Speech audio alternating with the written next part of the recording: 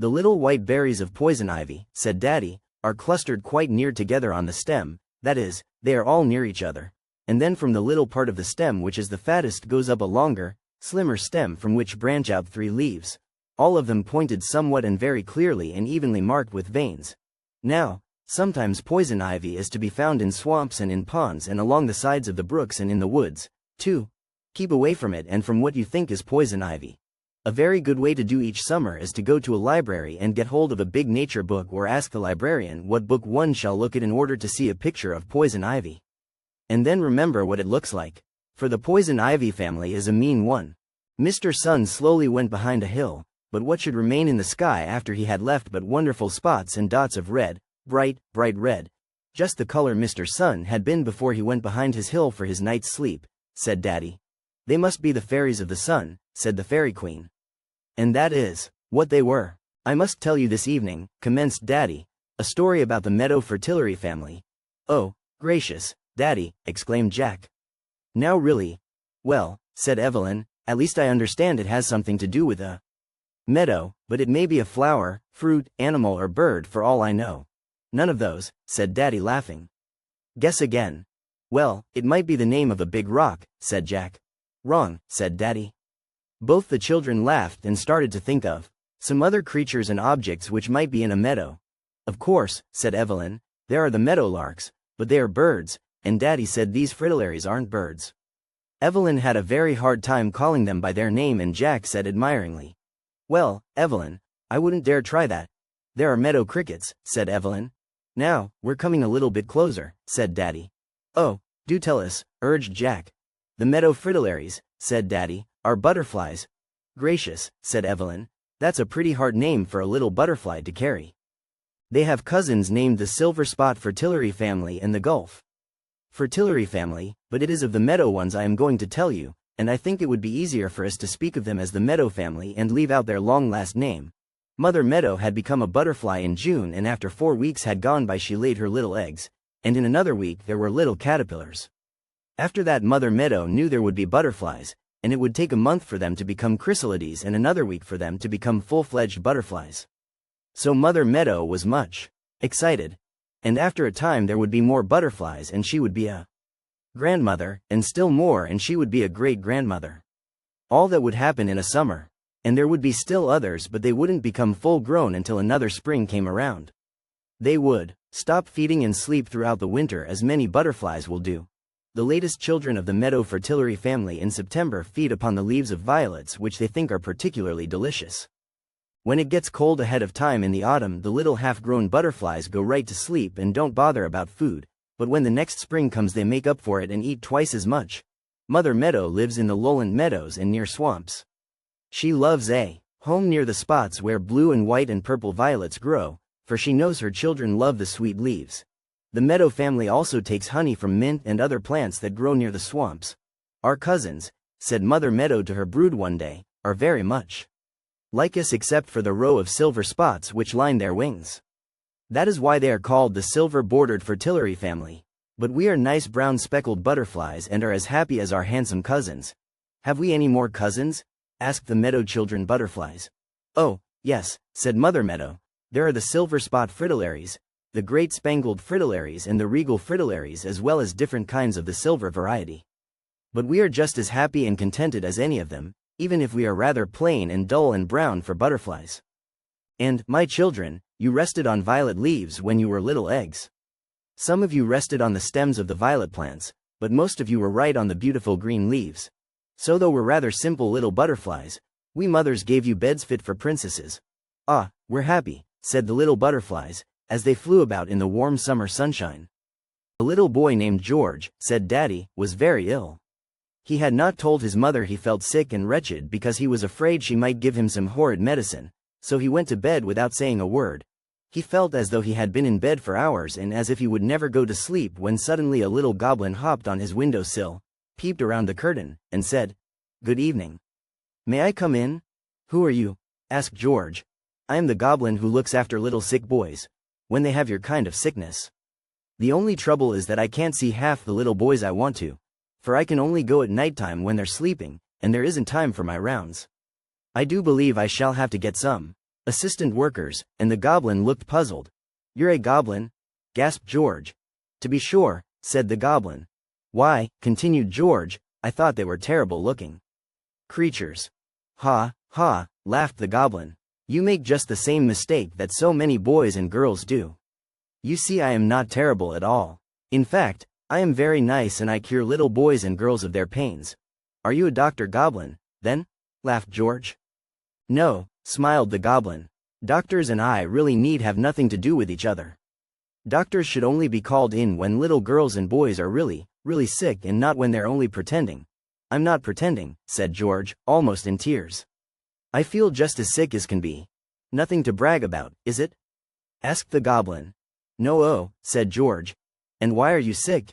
Asked the goblin. I don't know, said George. For surely, he thought to himself, the goblin couldn't know what he had been doing in the daytime, and George did know, perfectly well, why he was sick.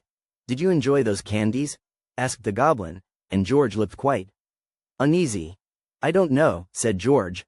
I suppose it is hard to make up your mind now whether you like them or not, since they have made you sick.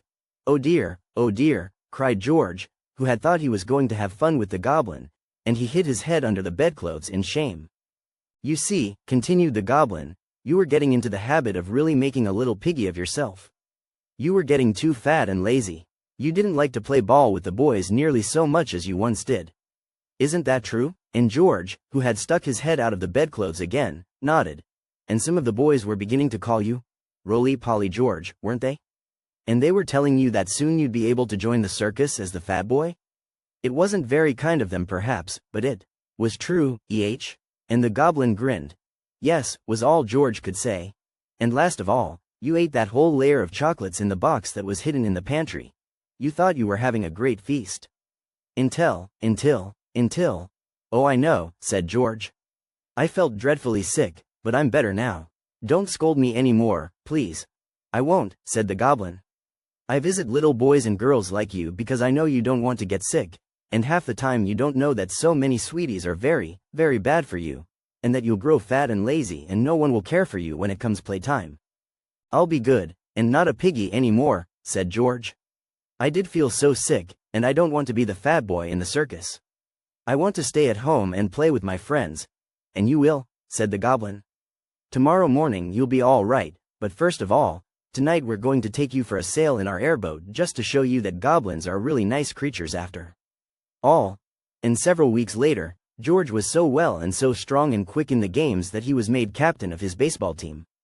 I am Jack-in-the-Pulpit, announced a wildflower one day. Are you? Asked the gnats and flies walking and flying about. I am indeed, said Jack. If you don't believe me, you can have a look. We are invited to have a look, said the gnats to each other, and the flies said, we can call upon him, and he looks very fine, too. In the spring, said Jack, for he thought it was the correct thing to preach a little sermon as he was in a pulpit. In the spring, he continued, I have many bright red berries. Years and years ago the Indians used to boil these berries and found them very good to eat. But at this time of the year, I am simply at my best. Oh, yes, I feel so jolly and well, so happy and gay. And Jack smiled at the little creatures around him. You would be surprised, no doubt, he went on, if I should tell you a few things about my family history. Some I will leave unsaid, however, he added with a roguish look.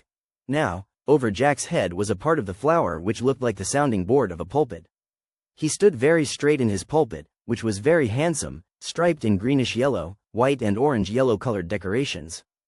I have a fine cousin, he said, and this is the part of my family history I want to tell you. My cousin is the calla lily and she has a beautiful white gown which she wears. But she is striped as I am, and she is a cousin, though she cares more for dress than I do, and looks very stately and fine. I am more natural, said Jack. I'm a good sort of a chap. I like to talk to my little friends and give them advice because I am very fond of preaching. He must be very fine, the gnats said. How beautiful to give us advice, the flies added. And to himself Jack was saying, the poor little insects, little do they know me.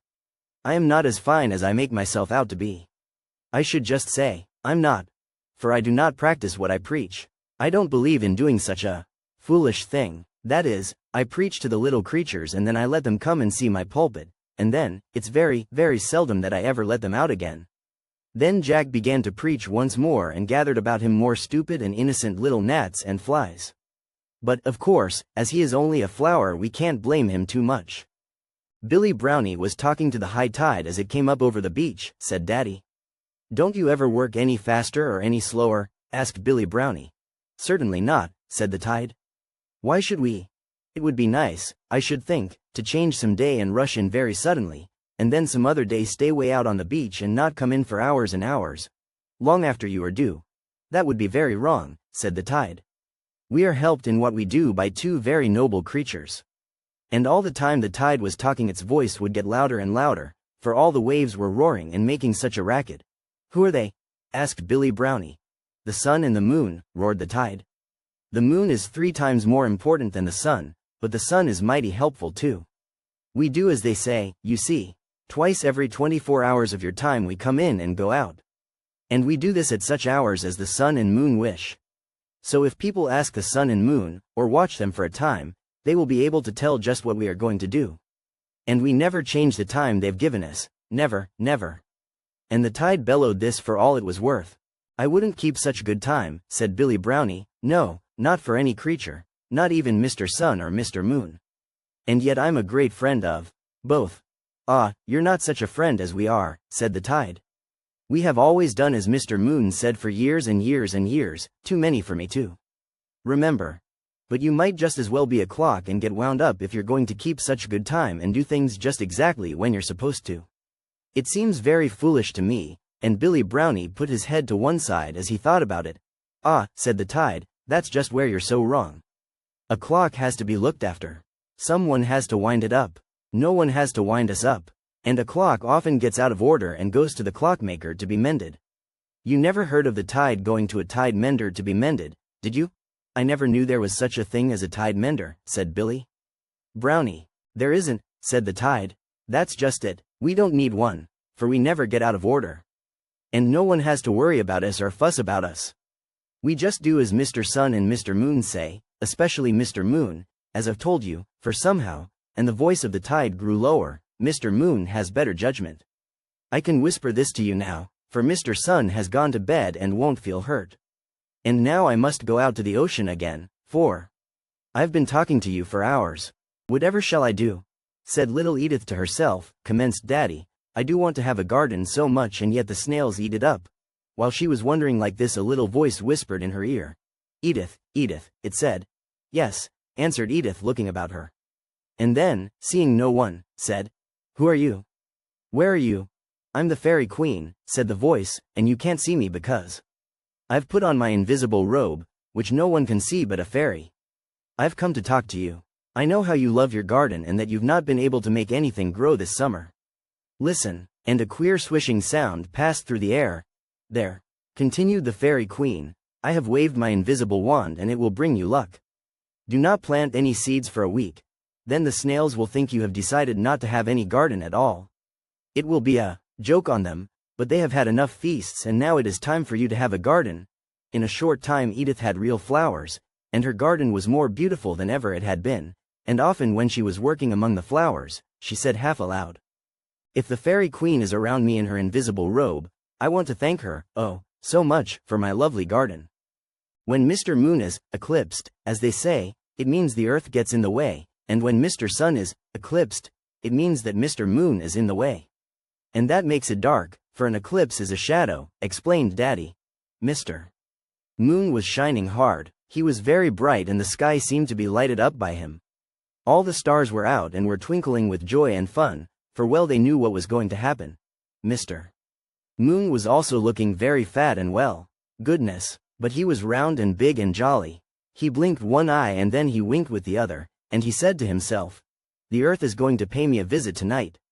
I am highly honored, it's not often that the earth comes my way, and that's why I am all dressed up in my best.